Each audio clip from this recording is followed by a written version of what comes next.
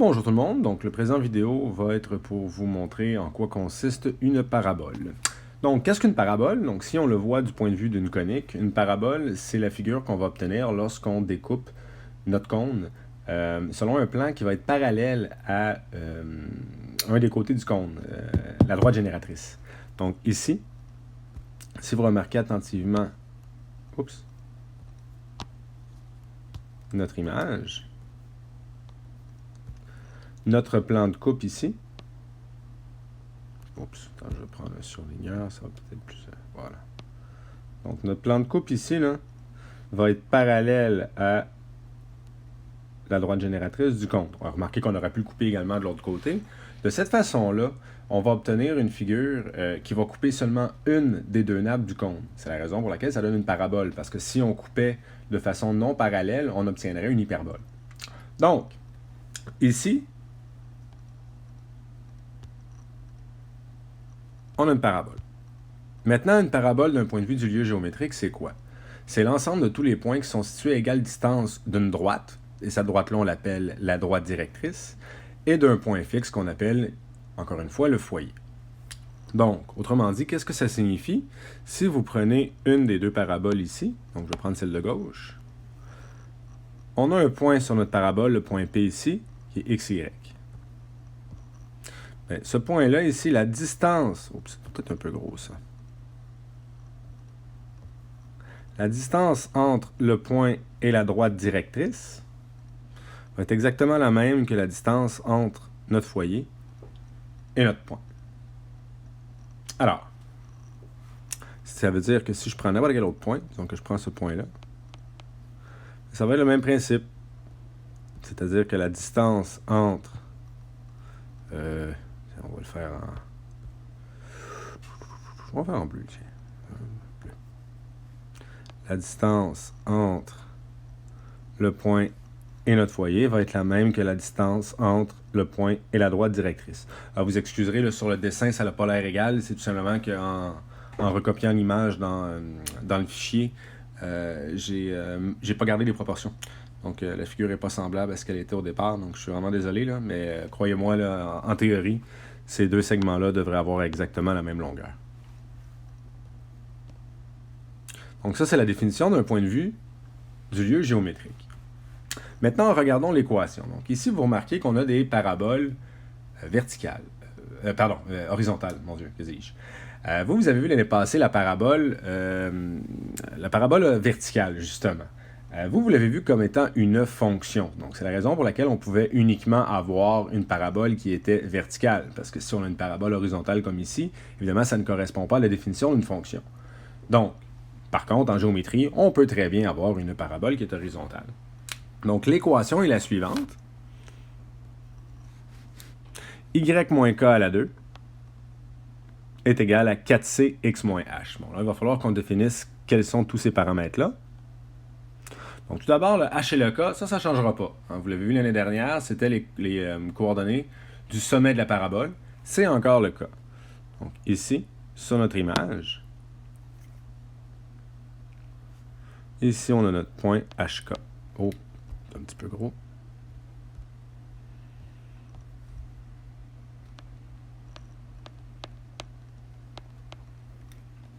Évidemment, même principe lorsque notre parabole est vers la gauche.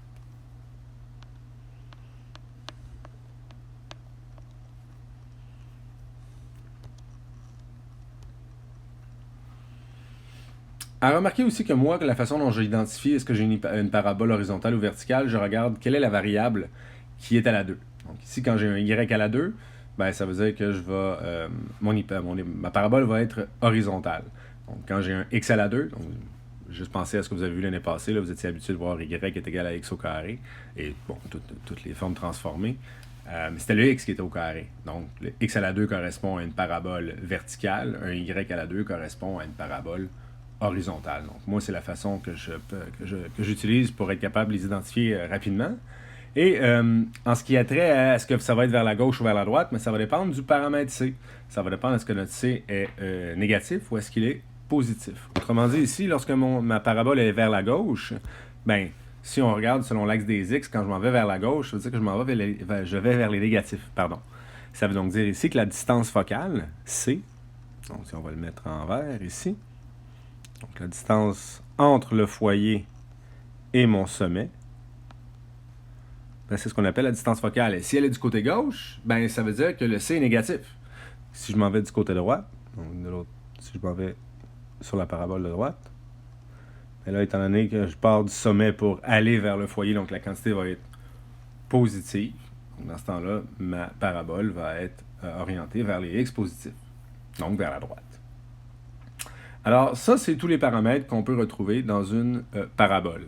À noter également que la distance focale, donc la distance entre le foyer et le sommet de la parabole, c'est exactement la même chose que la distance entre la directrice et le sommet.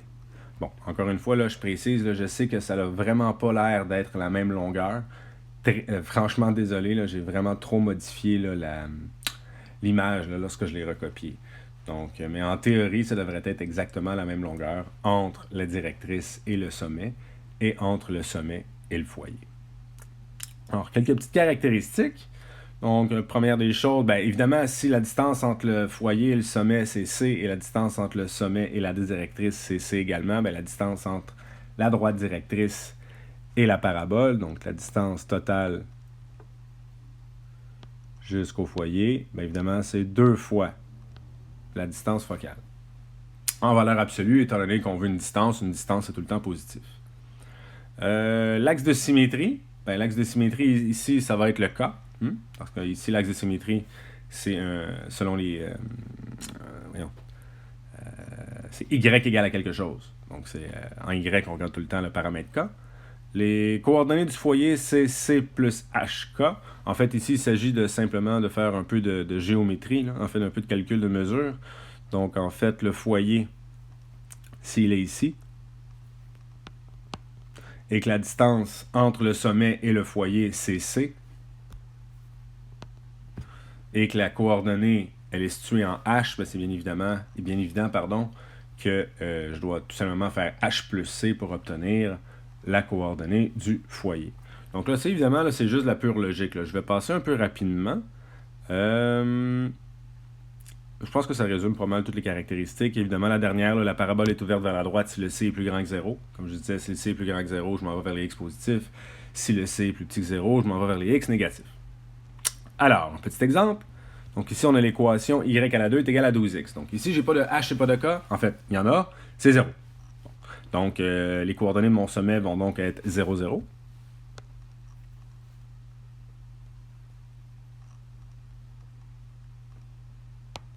Et je sais que le 12, le facteur qui multiplie, devrait être égal à 4c. Donc ici, 12, c'est égal à 4c. Donc c est égal à 3. Et effectivement, si on regarde la distance entre la directrice et le sommet, c'est effectivement égal à 3. Même principe entre le sommet et le foyer.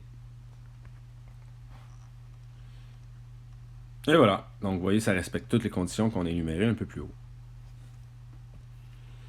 Donc, il y a beaucoup moins de paramètres. C'est donc un petit peu moins difficile, je crois, personnellement, de retrouver l'équation d'une parabole. À condition, évidemment, d'avoir les informations appropriées. Vous avez également la parabole verticale, celle que vous avez vue l'an dernier. Ceci étant dit, on l'exprime de façon un petit peu différente. Hein? Remarquez ici que là, on met le x à la 2, mais le x à la 2 n'est pas dans l'équation. C'est un peu... Oh, puis d'ailleurs, j'ai réalisé quelque chose. J'ai oublié un petit détail dans l'équation ici. Je l'ai bien écrit un peu... je l'ai bien écrit ici. Mais en haut, il manque le h. Donc, en fait, on aurait dû écrire l'équation suivante. Ça aurait dû être x moins h au carré est égal à 4c y moins k. Donc, l'année passée, vous l'aviez vu avec le y qui était isolé. Donc, évidemment, la conique, on l'écrit un petit peu différemment. Donc, un peu la même chose que tout à l'heure. Le h et le k sont encore les coordonnées du sommet. Le C, c'est encore la distance focale, donc la distance entre le foyer et le sommet, ou entre le sommet et la droite directrice. Donc voilà, la seule différence, en fait, là, c'est que la parabole est à la verticale. Mais tout le restant des caractéristiques sont pratiquement toutes les mêmes, à l'exception là, que des coordonnées du foyer, là, c'est pas plus H qu'on va devoir faire, mais bien évidemment plus K, étant donné qu'on est rendu en Y. Donc, ici un autre exemple. Donc, ici, par contre, j'ai changé un peu les coordonnées du sommet. Donc comme sommet, 3 pour le H et moins 1 pour le K. Donc, c'est la raison pour laquelle les coordonnées ici sont les suivantes. Et, bon, on a placé un point, là, mais si on voulait aller placer le foyer, donc 16 est égal à 4 fois 4, donc le foyer est à une distance de 4. Donc, ici, oh! Il serait trop loin, donc c'est probablement la raison pour laquelle on ne peut pas voir la directrice, mais le foyer en tant que tel, est-ce qu'on pourrait le voir? 1, 2, 3, 4. Oui, le foyer serait ici.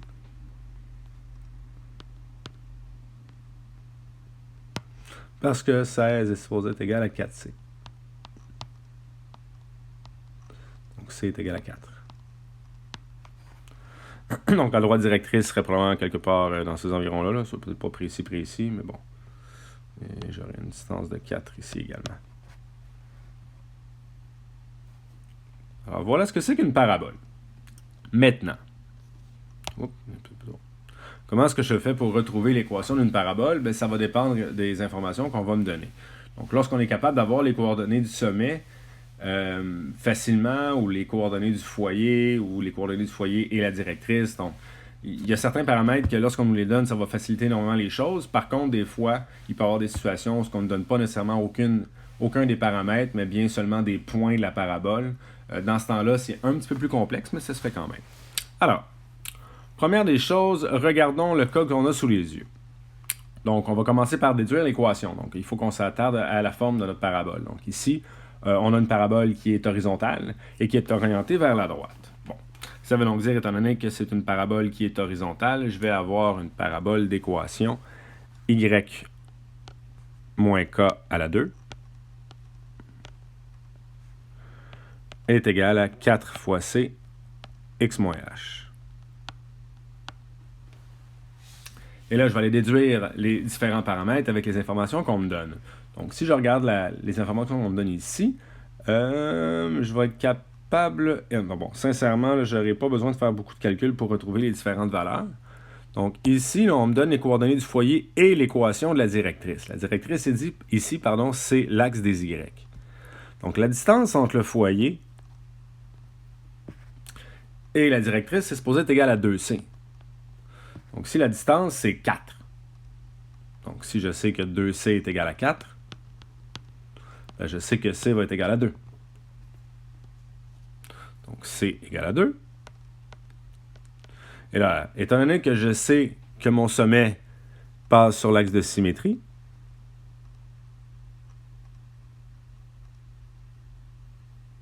bon, c'est pas parfait, mais bon. Ben, ça veut dire ici, j'ai pas le choix. Il va falloir que mon sommet, le K soit égal à 5. Parce qu'il faut que ce soit le même que le foyer.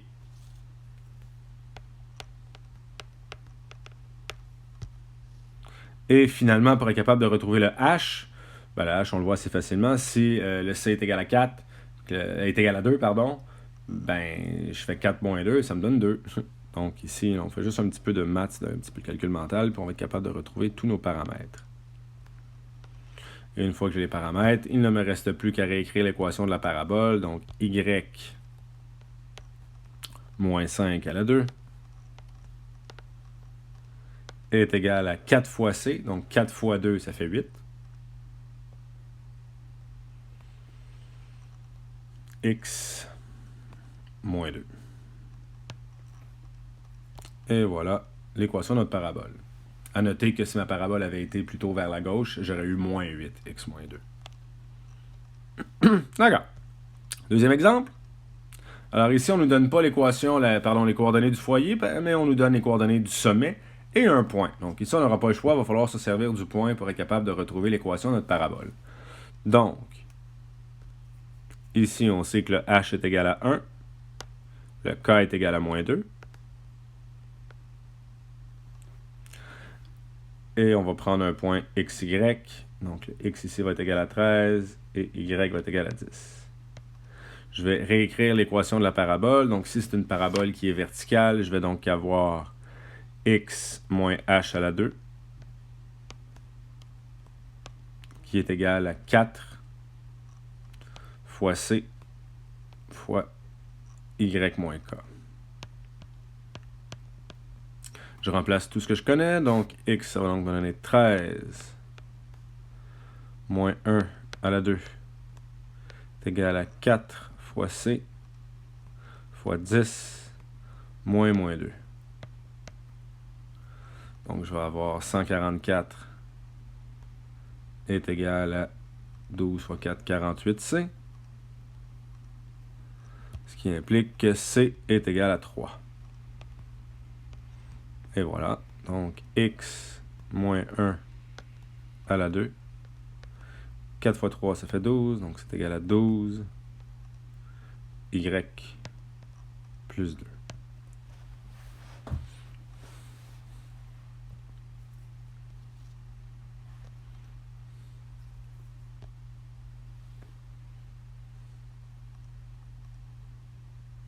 Bon. Je sais pas pourquoi j'ai mis un autre exemple aussi simple que le premier.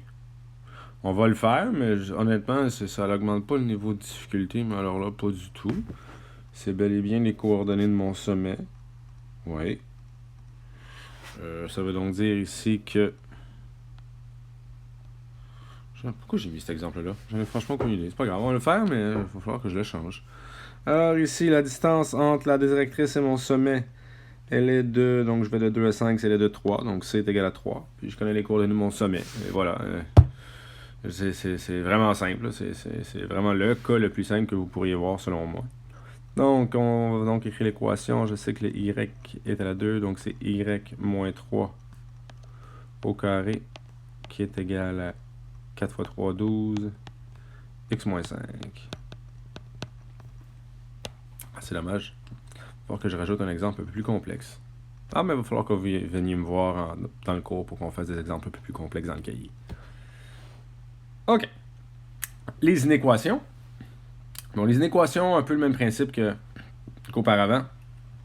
Vous n'avez pas besoin de vraiment traiter l'inéquation à proprement parler. Donc, moi, ce que je fais, c'est que je trace la conique sans me soucier du symbole d'inégalité. Et par la suite, j'utilise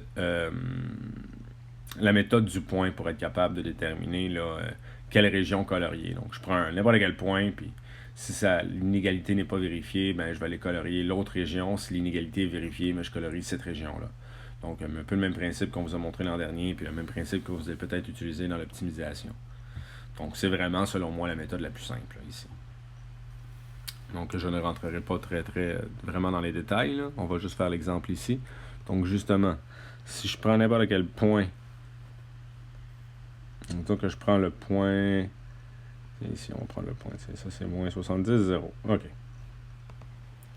Donc, si je prends l'équation, puis je remplace ça dans l'équation, est-ce que y à la 2 est plus grand que moins 18 fois moins 70? Donc, est-ce que y à la 2... Non, pourquoi j'ai mis y, mais est-ce que 0 à la 2? Donc, est-ce que 0 est plus grand que... Bon, peu importe, ça donne combien, là? 18 fois 7. On va faire le calcul. 1260. Manifestement, c'est pas le cas, hein? 0 est pas mal plus petit que 1260. Donc, le point ne fait pas partie de la solution. C'est pas un point valable. Alors, on va aller colorier la région dont ne fait pas partie le point. Donc, j'irai colorier la région qui serait à l'extérieur ici. Effectivement, comme on peut regarder. Bon. Petit détail, à noter que dans mon inéquation, il n'y avait pas d'égalité. C'est juste un signe d'inégalité, donc juste plus grand. C'est la raison pour laquelle ma droite frontière, elle est en pointillé. Donc voilà en ce qui concerne la parabole. Donc, ça conclut en ce qui a trait à la matière, vraiment les coniques à proprement parler. Il reste une petite section là, sur l'intersection des coniques. Mais bon, vous voyez, c'est pas très complexe à comprendre. Les propriétés des différentes coniques sont relativement simples. Par contre, là où ça peut devenir un peu plus fastidieux, ben, c'est justement dans la partie qu'on va commencer. Donc, quand il y a des intersections de coniques. Donc, ça, c'est là qu'il y a des calculs algébriques peut-être un peu plus pénibles, mais c'est rien que vous ne serez pas capable de faire. Alors voilà, donc ça termine la section sur la parabole.